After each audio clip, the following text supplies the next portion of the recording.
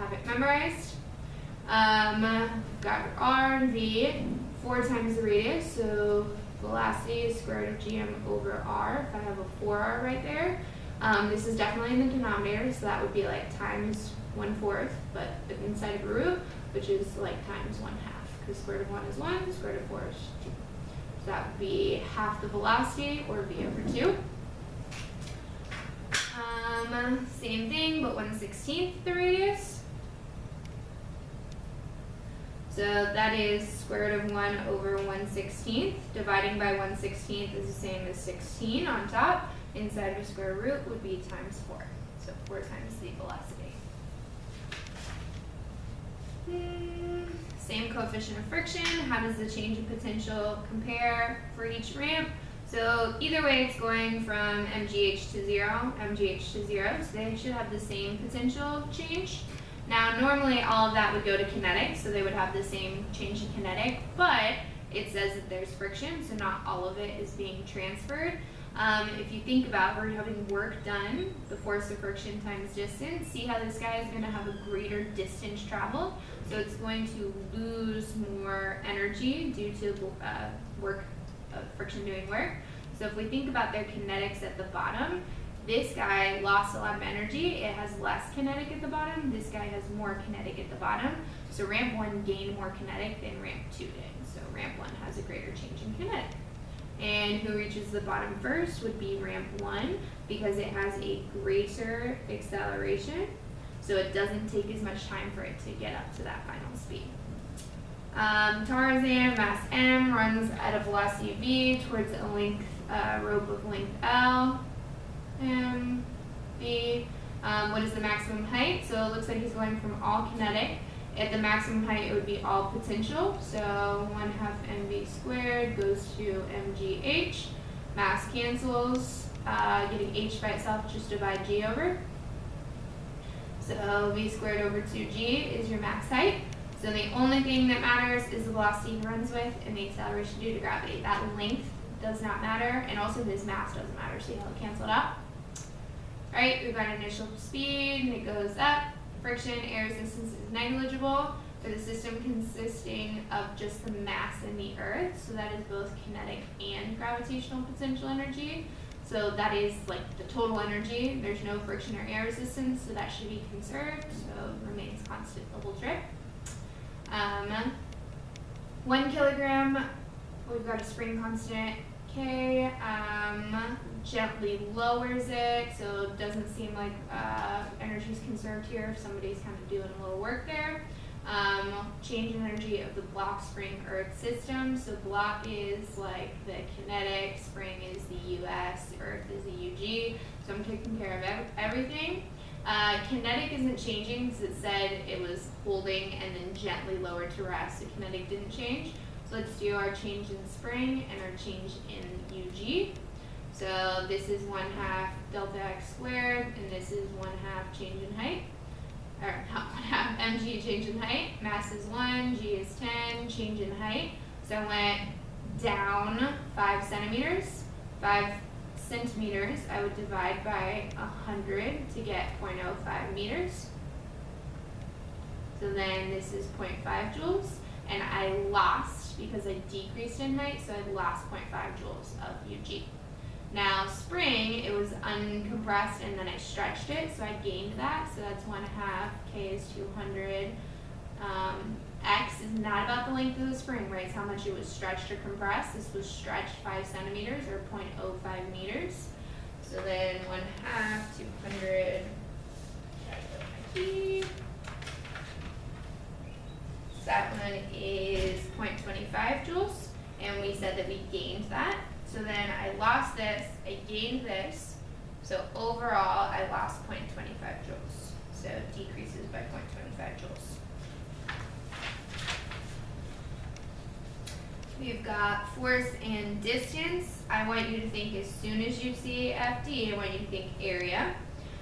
So we're looking at the areas here. Which one's moving fastest? Remember that area represents your work, which is your change in energy.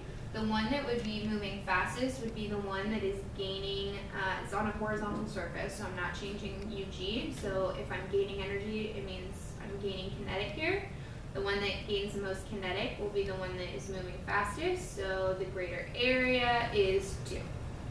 Because it has a greater area, which means greater work, which means it gains more energy, it gains more kinetic, moving faster. 5 meters per second as he swings up. How fast will he be moving at 0.9 meters? So let's think about right here, it's all kinetic. At 0.9, I will definitely have potential, and I'm asking for how fast it'll be moving. So probably not the maximum height, probably still have some kinetic there. So we've got 1/2 m5 squared. mg is 10.9 plus 1/2 m. That's what I'm looking for. I actually gave you the mass right here, 60, but it's going to cancel out, so I'm going to cancel it out. Half of 5 squared is 12.5. This is 9 plus 1/2 b squared. Subtract 9 over, that's 3.5 equals 1/2 b squared. Multiply by 2, that's 7. Take the square root of 7, which is some decimal, I don't know, 3 point something. Nope, 2.67. That's your velocity. Here, as the pendulum swings from A to B, air resistance and friction are negligible. Oh, I should have said in the pendulum earth system. My bad. So as I go up, gravitational decreases and total amount of energy remains constant. That's not true. Gravitational potential is increasing with the height. Gravitational increases, total energy increases? No. Kinetic decreases. As I go up, I will be losing kinetic, and total remains constant? Definitely. Again, I should have said in the pendulum earth system. I should have clarified. If it was pendulum only system, then your kinetic energy only, and that would be losing. A person lifts a box from the ground to the table. Constant speed means same kinetic. How does the total mechanical energy change? So I have same kinetic, but I am increasing in UG. So when we're talking about how the energy increases, well, I have the same kinetic but more potential. That means the total energy must be increasing. Total energy is increasing when we are talking about work, right? Because work is your change in energy. So if this is positive change because I'm increasing, that's positive work. And the reason, so energy increases because we did positive work.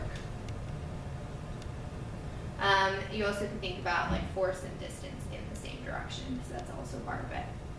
A car moves at a constant velocity, slows to a stop, that's v equals 0, and then opposite direction, so super important here. We're looking at a velocity graph, so v equals 0 is definitely happening at all of these. This one is at the end, so it's not that one. Now I want a constant velocity, so that's flat, that's true. Slows down to a stop, good. Now changes directions, so that would mean opposite velocity. So at first I had positive velocity. To change directions, I need to end with a negative velocity. This is the only one that actually changes directions. It changes signs on my velocity. All right, our free response, we've got 2 blocks connected by a string of negligible mass. It passes over massless pulleys that turn with negligible friction. M2 is greater than M1, and they're going to be released from rest. So let's think about if M2 is greater, it's going to accelerate this way, and M1 will accelerate up, because this mass and this force of gravity will win. We are drawing free body diagrams, and we want to make sure they reflect the length. So if M2 is accelerating down, better have a greater force down. M1 better have a greater force up. The 2 forces are the force of gravity. So I'm going to draw force of gravity bigger for this guy. Here, the force up on each of them is tension. It is the same tension force because it's the same string, so I better draw them the same. I need tension to be greater than this force of gravity, but less than this one, so I made it 2. See how this would definitely accelerate up and this one will accelerate down, and they're the same tension, so that's good. derive the magnitude of the acceleration, these are the things I'm allowed to have in my answer. So let's write an F net equation for each. This guy would be tension minus Fg, and this one would be Fg minus tension, right? Always bigger minus smaller so that our net force is in the direction of the acceleration. Now we replace, F net is ma, Fg is mg. I want to get rid of my tension, so what I'm going to do is I'm going to move this over and get tension by itself, and then take it and substitute in here. One thing I need to be careful with is when this is getting subtracted, so all of this term needs to be subtracted. So that's minus m1a and minus m1g. Trying to get acceleration together, so I'm going to move this term over. So we have m1a plus m2a. You can't just divide the m2 over because then you have a equals and a in your answer. That doesn't make sense. Now I'm going to pull the a out front, so that leaves me with m1 plus m2. And last step, to get a by itself, divide that over. So you've got m2g minus m1g over m1 plus m2. Which definitely makes sense because these two weights are kind of counteracting each other, right? Bigger one minus the smaller one over the total mass of the two of them. Now, M3 is added to the system. Indicate whether the magnitude of the acceleration is larger, smaller, or the same. Explain without deriving an equation. So here, I've got same like kind of net force on the system, but now I have an extra mass. So I have the same forces pulling on the whole system as a whole, but now it's pulling more mass. So you have the same forces pulling on the system, but now is pulling more mass, so will be less acceleration, because if A equals F net over M, right, if this is the same and this is an increase, then A will decrease. That I'm just putting a relationship, right? It's not like I derived an equation and then just said, oh, more. Right, I'm still reasoning through. I'm just saying this equation is how I reason through. So, oh, I guess I need an answer, so smaller acceleration. Now we derive an equation for the acceleration. So, draw my free body diagram. So, Fg tension, there's actually two different tensions now, so I'm going to call this T1. This one is T1 and T2. Still has gravity and normal, but I'm not getting graded on my free body diagram, so it doesn't really matter. This one is T2 and Fg. So free body diagram, or sorry, net force for everybody. M1A is tension would be greater because it accelerates up, so T1 minus M1G.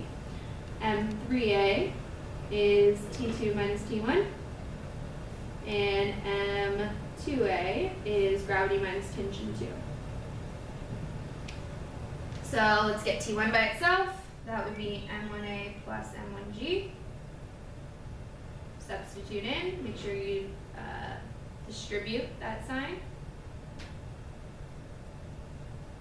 Get T2 by itself, so add these guys over. Take it, substitute in, make sure you distribute that negative sign.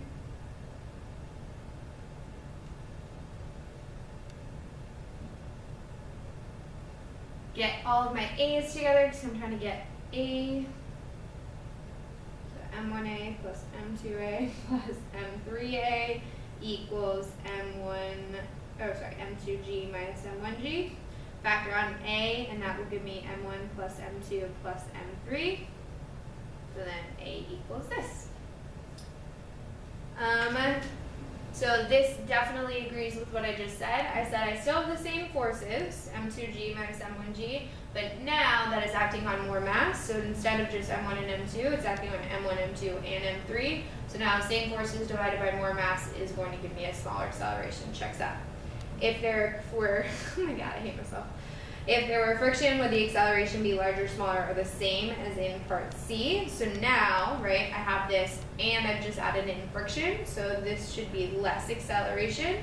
So force of friction is always going to oppose motion, so FF opposes motion.